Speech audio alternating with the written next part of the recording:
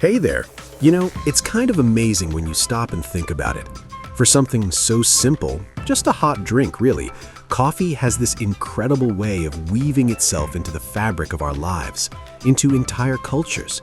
And over the last 50 years, that story has changed in ways nobody could have predicted back in the 1970s. Picture this. It's 1973. In a lot of the world, coffee was something other people drank. In places like China or India, if you wanted a hot drink, you reached for tea. It was tradition. It was what your grandparents drank. Coffee? That was for foreigners, or maybe for a fancy occasion. The average person might not have even tried it. Meanwhile, over in Finland or Germany, coffee was already part of the daily rhythm. The morning pot, the afternoon break. It was just normal. So what happened?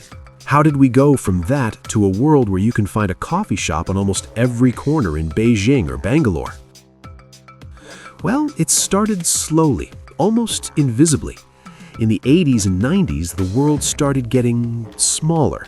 People traveled more. Movies and TV showed different ways of life. Big cities everywhere began to look a little more alike. And with that came new ideas. But the real game changer, the thing that turned a trickle into a flood, was a simple experience: the coffee shop. It wasn't just about the drink anymore, it was about the place. A clean, comfortable, stylish place to meet a friend, to study, to have a business meeting, or just to watch the world go by. When those big international chains arrived, they weren't just selling coffee, they were selling a modern, global lifestyle, a third place that wasn't home and wasn't work. And people, especially young people, loved it. Think about South Korea. I remember reading about how, not so long ago, it was all about tea houses. Now, the streets of Seoul are famous for their cafes, sometimes several on a single block. It became a social ritual, a part of dating, of hanging out. They didn't just adopt coffee, they made it their own. Or take Vietnam. They've always grown amazing coffee, but for decades most of it was for export. Then they started perfecting their own way of drinking it. That strong, sweet, iced coffee with condensed milk. Café sur da. It's unique to them. It's delicious. And now, drinking coffee isn't just something they do for the world market, it's a proud part of their own daily life. The story is different everywhere. In the Middle East, in places like Saudi Arabia, coffee has deep historical roots in hospitality. But over these decades, that tradition met modern luxury. Coffee became an art form, a sign of generosity and status, leading to some of the highest consumption in the world. And the producing countries? This one is really beautiful to see. For generations, countries like Brazil, Colombia, and Ethiopia grew the best beans and sent them abroad. They were the engine of the coffee world, but often didn't get to enjoy the finest version of their own product. That's changed.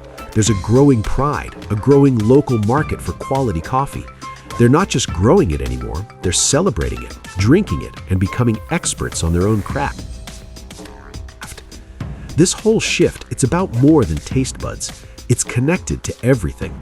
As countries grew wealthier, people had more money for little luxuries. As more people moved to cities, their routines changed. The pace of life got faster, and coffee became the fuel for that pace. It's a symbol of being connected, of being part of a busy, global community. Telegram viewers, the code is MAC31411. So here we are in the 2020s.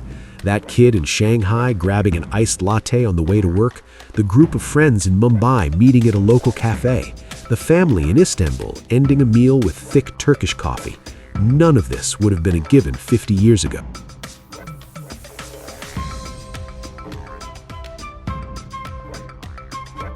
The next time you sit down with your own cup, whatever it looks like, espresso, filtered, iced, sweetened, plain, you're not just having a drink, you're touching the end of a very long